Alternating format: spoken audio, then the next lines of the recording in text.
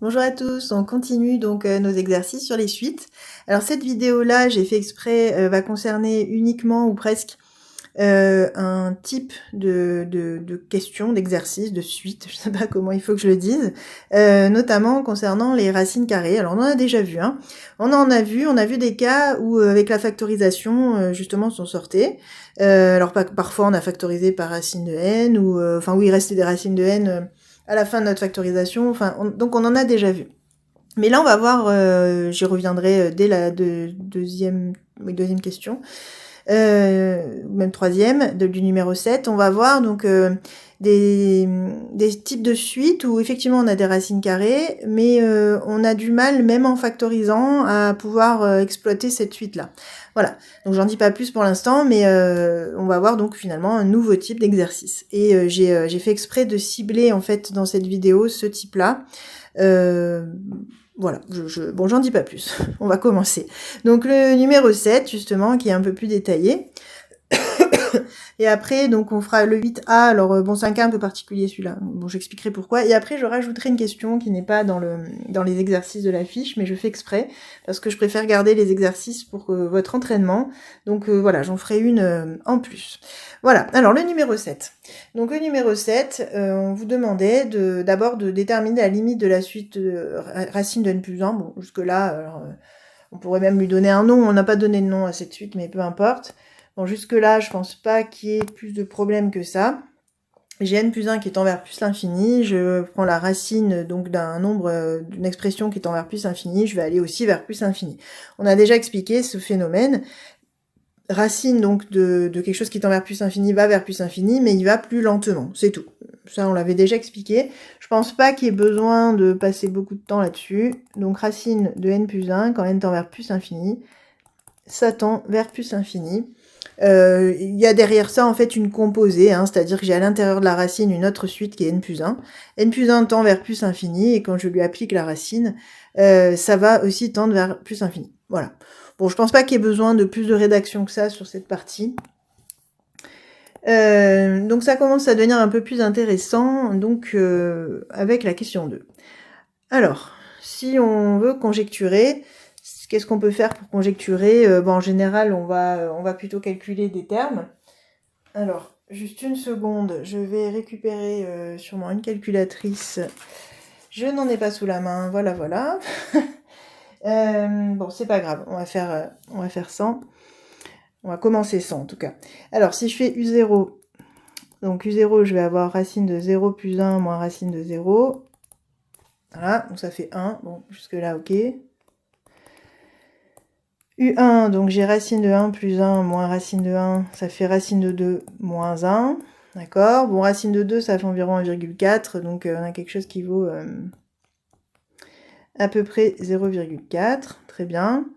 U2, donc ça va être racine de 3 moins racine de 2. Bon, là, on commence à avoir un peu plus de mal à savoir combien ça fait, mais voilà, j'ai récupéré une calculatrice. Alors, voilà, calculatrice. Ok. Donc, racine de, j'ai dit racine de 3 moins racine de 2. Voilà, ça nous fait donc environ 0,32. Ensuite, du 3, alors racine de 4 moins, bon, racine de 4, ça fait 2, moins racine de 3, 0,27 environ. U4, on aurait pu aussi, j'aurais pu vous montrer la calculatrice, mais je ne l'ai pas sur cet écran-là. Le faire à la calculatrice, éditer le tableau, hein, tout simplement. Bon, on aurait vu la même chose plus rapidement. Donc maintenant, si je fais racine de 5 moins racine de 4, c'est-à-dire moins 2, alors, ça fait 0,24, bon, etc. Voilà, on ne sait pas exactement où ça va se stabiliser. Peut-être essayer U5, encore quand même. Donc racine de 6 moins racine de 5. Voilà, ça fait environ 0,2. Alors on ne sait pas si ça se stabilise à 0,2 ou à 0. Bon, c'est une conjecture, hein, donc on pourrait penser que ça va aller, ça va tendre vers 0, mais très lentement. Bon, après c'est pas étonnant, on a des racines, en plus on les soustrait, donc On pourrait penser en tout cas que ça va tendre vers 0. Et après, bah, justement, de toute façon, on va démontrer tout ça. Allez, par curiosité, je fais encore la suivante. Ah oui, 0, on est à 0,196. Donc on est passé en dessous de 0,2. Donc bon, on va dire que notre conjecture, une conjecture peut être fausse, hein, c'est une conjecture, c'est une hypothèse, on va la tester justement après en démontrant. Donc conjecture, ce serait que la limite de UN serait 0. Voilà. Ce qui n'est pas forcément une évidence. Si on regarde la suite, donc je vais l'écrire, hein, UN, je vais l'écrire là. UN, c'est racine de n plus 1 moins racine de n. Rappelez-vous. Là, j'ai une forme indéterminée, puisque là, j'ai plus infini moins l'infini. Et ça, ben, on en a déjà parlé plein de fois. On n'est pas du tout sûr que ça tende vers 0. Ça peut être n'importe quoi. Donc, effectivement, là, il y a besoin de démontrer, c'est pas une évidence, tout ça. Surtout que racine de n plus 1, on pourrait se dire qu'il va un peu plus vite que racine de n, finalement. Puisque c'est quand même légèrement plus grand. Alors, est-ce que c'est suffisamment plus grand? Voilà. Bon, on va traiter de toute façon ces doutes, puisqu'on va démontrer. Alors, dans la question d'après, justement, on vous propose une autre écriture, sauf qu'il va falloir y arriver à cette écriture. Alors avant de vous montrer comment on arrive à cette écriture, j'aimerais vous expliquer pourquoi. Pourquoi on va aller vers une écriture comme ça, et pas une factorisation comme on a pu le faire avant. Parce qu'effectivement, moi pour l'instant, je vous ai juste appris ça, je vous ai appris à factoriser. Là, par quoi on pourrait factoriser le plus fort c'est racine de n plus 1, on pourrait factoriser par racine de n plus 1, faisons-le, hein. Si je factorise par racine de n plus 1, j'ai quand même envie de vous montrer, parce que pour savoir ce qu'on doit faire, il faut quand même être convaincu de ce qu'on ne doit pas faire. J'en suis persuadée. Donc voilà, sur racine de n plus 1, si je factorise, ça donne ça. J'espère que vous êtes convaincu de ça, il suffit de remultiplier, hein. Vous voyez bien que ça redonne bien ce que j'avais au départ. Donc maintenant, ça, comment je peux l'écrire? Bah, c'est 1 moins ça, voilà. Donc là, si j'essaie de calculer la limite, donc ça c'est l'infini, plus infini, et ça, on ne sait pas trop finalement. Ça c'est encore l'infini sur l'infini, donc j'ai encore une indétermination. Bon, cela dit, on arrive à la lever, puisqu'il suffit de factoriser en haut et en bas par n, à l'intérieur de la racine, là. Donc ça ferait n sur n facteur de 1 plus 1 sur n. Bon. Déjà, vous voyez que les calculs sont pas top, mais bon. À la limite, on peut s'en satisfaire si on arrive à conclure. Voilà, là, je peux pas faire mieux. Où j'en suis, là? Donc là, j'ai plus l'infini comme... Vous avez bien compris ce que je m'en dessous, ce sont les limites à chaque fois. Ce n'est pas une rédaction acceptable sur les copies, hein, je redis. Mais je veux quand même que vous ayez du raisonnement avant la rédaction. Ça reste quand même le plus important, le plus essentiel. Donc, ce qui est à l'intérieur, là, ça tend vers 1 sur 1, donc 1. Et donc, le tout va tendre vers racine de 1. Et 1 moins racine de 1 c'est 1, hein, 1 moins 1, le tout va tendre vers 0. Et l'infini fois 0, ah bah tiens donc, c'est encore indéterminé.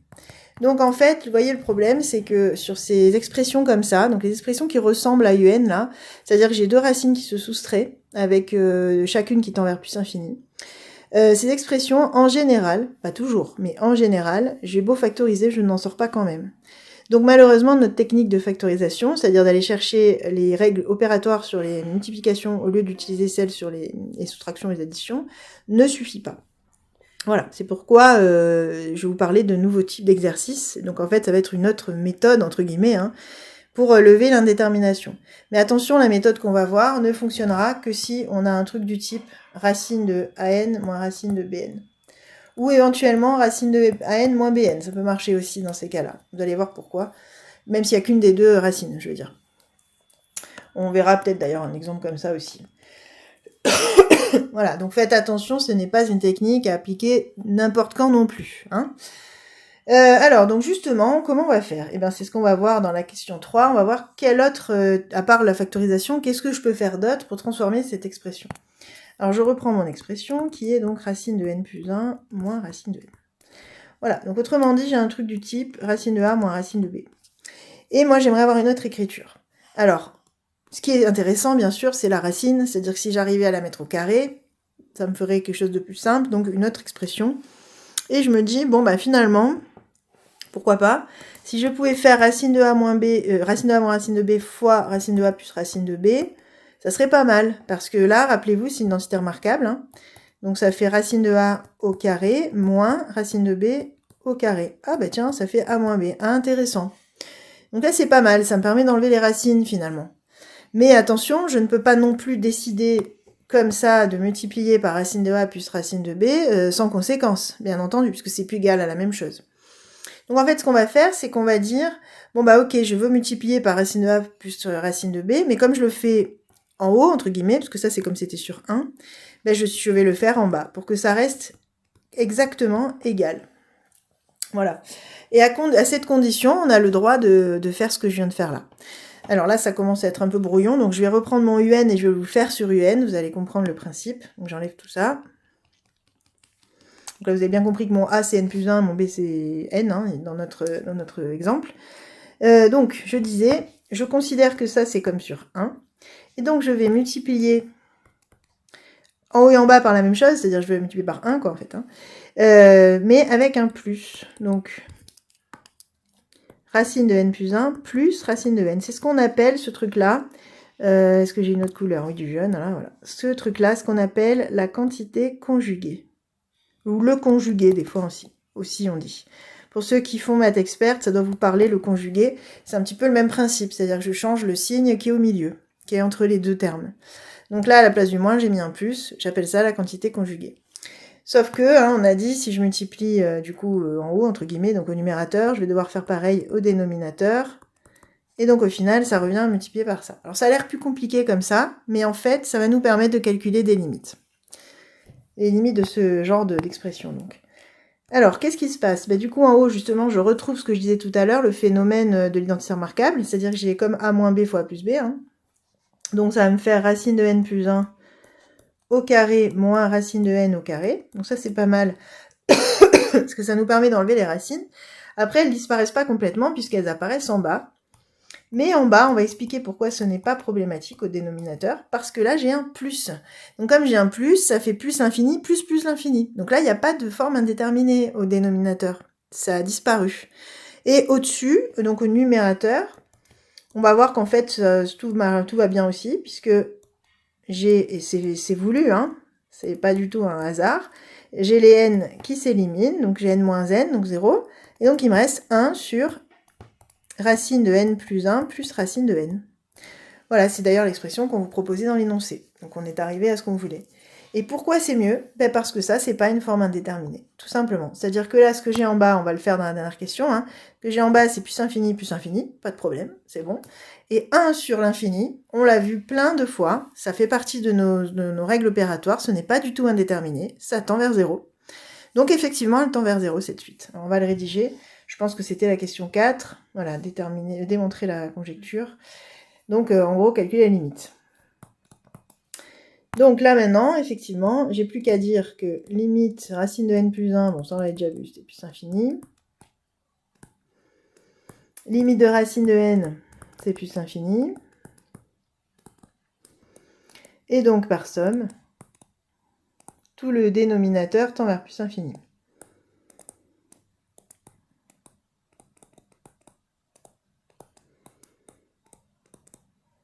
Voilà. Et après, par inverse, donc je fais 1 sur ça, la limite de un égale 0. Donc la conjecture est vérifiée, la suite tend bien vers 0. Il n'y a plus besoin de calculer les termes suivants pour s'en convaincre, là on sait, c'est bon. Même quand n sera très très grand, un sera très très proche de 0. Voilà, donc voilà pour le 7. Donc j'espère que vous avez compris un petit peu la technique, hein. Donc c'est justement de multiplier par la quantité conjuguée, le numérateur et le dénominateur. Et on verra que ça marche aussi justement, même sur des expressions, au départ on avait une fraction. Donc justement, on va faire un exemple tout à l'heure là-dessus. Alors, un petit exemple, c'est le 8a, parce que je voudrais pas non plus que vous me fassiez ça à toutes les sauces. Donc je voudrais vous montrer un exemple où il n'y a pas besoin de faire ça. C'est un peu un faux ami, j'ai fait exprès. Donc le numéro 8, je vais le mettre là, voilà, numéro 8. Juste le petit a, où vous aurez justement BCD à faire. Donc le petit a est particulier, donc c'est racine de n plus 1 sur n plus 1. Voilà, alors là, vous voyez, j'ai une racine. Factoriser, quoique si, oui, factoriser, ça pourrait marcher. Là, pour le coup, ça pourrait marcher. Je vous laisse essayer, hein, si vous voulez. Bon, je peux pas tout... sinon, ça me fait une vidéo trop longue après. Mais bon, vous pouvez essayer. En tout cas, j'aimerais que vous voyez que dans ce cas-là, je ne vais pas appliquer la quantité conjuguée, donc ce qu'on vient de faire, parce que je n'ai pas de racine qui se soustrait ou qui s'additionne. D'ailleurs, c'est plutôt quand elle se soustrait qu'on le fait, mais j'ai pas cette configuration. Je ne suis pas dans la configuration où j'ai besoin de la quantité conjuguée. Donc, je vais chercher autre chose. Effectivement, là, je peux penser à factoriser, ça peut marcher. Hein. En haut, vous pouvez factoriser à l'intérieur par n ou carrément le tout par racine de n. Et en bas, vous pouvez factoriser par n. Et après, vous simplifiez, ça devrait fonctionner. Sinon, peut-être surtout plus rapide, j'allais dire plus simple, mais surtout plus rapide. En fait, on peut remarquer qu'il y a quand même un gros lien entre le numérateur et le dénominateur, hein, puisque j'ai quand même la même expression, le n plus 1, et que la racine qui diffère, sauf que n plus 1, c'est pareil que racine de n plus 1 au carré. Donc, c'est pareil que racine de n plus 1 fois racine de n plus 1. En fait, n plus 1, ça peut aussi s'écrire comme ça, c'est exactement la même chose. Puisque racine de n plus 1 au carré, ça fait bien n plus 1. Et donc, ça m'intéresse puisque je peux diviser en haut et en bas par racine de n plus 1, et donc il me reste 1 sur racine de n plus 1. Et ça, l'avantage, c'est que ce n'est pas une forme indéterminée. Ça, je ne l'ai pas dit, pardon, mais dès le départ, là, on avait une forme indéterminée, hein, puisqu'on avait l'infini sur l'infini. C'est pour ça que j'ai cherché à modifier l'expression. Et celle que j'ai obtenue, elle n'est pas du tout indéterminée, puisque là, c'est l'infini, et 1 sur plus infini, ça fait 0, pas de problème. Même 0 plus, on pourrait dire. Là, d'ailleurs, aussi, hein, pour l'autre, j'aurais pu mettre 0 plus. Donc, limite de un, quand n tend vers plus infini, égale 0 plus par inverse. Alors le plus, pas obligatoire, hein, je le redis, mais bon, tant que j'y suis, je vous habitue. Alors pourquoi plus ici? Parce que 1 est positif et une racine carrée, c'est positif aussi, donc on devrait avoir un résultat positif, a priori. Voilà, donc ça, c'était pas la nouvelle technique, hein, justement, c'était pour vous montrer un cas où elle ne marche pas. C'est-à-dire qu'il ne faut pas non plus, dès que vous avez des racines, essayer de faire la quantité conjuguée. Il ne s'agit pas de ça. C'est vraiment quand j'ai une racine et une soustraction en dehors de la racine. C'est spécifique. Alors, un exemple où cette fois on va en avoir besoin, parce que j'aimerais bien que vous ayez vu un autre exemple. On a vu un exemple tout à l'heure avec une expression, disons, assez simple, et on va voir maintenant un exemple avec une expression un petit peu plus évoluée, qui n'est pas non plus insoutenable, hein, mais bon. Donc, je vais l'appeler supplémentaire. Donc, il s'agit de, allez, je vais l'appeler V, Vn égale 10n sur racine de n plus 1 moins racine de n plus 2. Voilà, donc vous voyez que c'est un peu plus évolué. Cependant, déjà, première chose, on s'aperçoit qu'en dessous, il y a une forme indéterminée, puisque l'infini moins l'infini, bon, déjà. Donc, on va avoir besoin de transformer l'écriture. Clairement, là, ça va pas marcher. Mais on s'aperçoit en tout cas que ce qui est en bas ressemble au cas où je peux appliquer la quantité conjuguée, comme tout à l'heure, puisque j'ai bien une racine moins quelque chose. Là, c'est une autre racine. Donc, eh bien, je me lance. Donc, je multiplie par, on a dit, la quantité conjuguée, donc c'est la même chose, mais avec le signe opposé entre les deux termes. Donc, ici, c'est un plus à la place d'un moins. Je le fais en haut, je le fais en bas. Donc, numérateur, dénominateur. Et donc, maintenant, je me retrouve avec quoi? Alors, maintenant, il faut calculer. Donc, en haut, je vais avoir 10n, facteur de racine de n plus 1 plus racine de n plus 2. On peut guère faire mieux, hein, malheureusement. Et au dénominateur, pardon, j'ai racine de n plus 1 au carré, moins, puisque c'est le fameux a carré moins b carré, racine de n plus 2 au carré. Autrement dit, alors pourquoi je touche pas en haut? Là aussi, hein, je tiens vraiment à vous détailler tout mon raisonnement. Parce que finalement, en haut, 10 fois n, ça tend vers plus infini. Et les racines là qui s'additionnent, ce sont deux termes qui tendent vers plus infini. Donc ça va aussi aller vers plus infini. Ce qui veut dire que le numérateur ne pose pas problème tout seul. Lui, c'est bon, c'est pas indéterminé. Donc on va voir après si c'est compatible avec ce qu'on a au dénominateur. Donc justement, qu'est-ce qu'on a au dénominateur? Ben, n plus 1 moins n plus 2. Vous faites attention aux parenthèses, elles sont importantes ici. Voilà, donc numérateur, je ne touche pas, toujours. Et donc en dessous, vous voyez que les n vont s'éliminer, va me faire 1 moins 2, 1 moins 2, moins 1. Et ça, c'est important, parce que ça va rajouter un moins à notre expression. Divise par moins 1, ça revient à faire moins. Donc cette expression, elle s'écrit aussi comme ça. Et donc là, si je regarde bien, c'est pas du tout indéterminé, je peux calculer ma limite, puisque ça tend vers moins l'infini, et tout ça, on l'a dit déjà, ça tendra vers plus infini par somme. Et moins l'infini fois plus infini, ce n'est pas du tout indéterminé, il n'y a pas de souci, ça fera moins l'infini. Donc j'ai plus qu'à rédiger ça, et on est bon. Donc limite de moins dizaine, moins l'infini, et limite de racine de n plus 1 plus racine de n plus 2, ça fait plus infini par somme. Le moins dizaine, d'ailleurs, c'est par produit, en fait, hein, c'est moins 10 qui se multiplie avec plus infini. Et donc, par produit, puisque là, on multiplie, j'ai moins l'infini qui se multiplie avec plus infini, je peux en déduire que la limite de Vn, puisque je l'ai appelée Vn, est moins l'infini. Voilà, ce qui était vraiment pas couru d'avance quand on regardait la tête de la fonction, de la suite qu'on avait au départ. Donc ça, c'est un bon exemple aussi qui devrait vous aider justement, vous aiguiller pour pouvoir faire les exercices. Vous verrez que bon, les exercices sont assez ressemblants avec tout ça, ça devrait bien se passer. Faites bien attention aux signes, par contre. Voilà, je dirais juste ça. Bon, bah merci de votre écoute. Pour cette vidéo, c'est bon, puisqu'on a fait le tour là de cette technique-là qu'on reverra en classe. Donc merci de votre écoute et sûrement à très bientôt.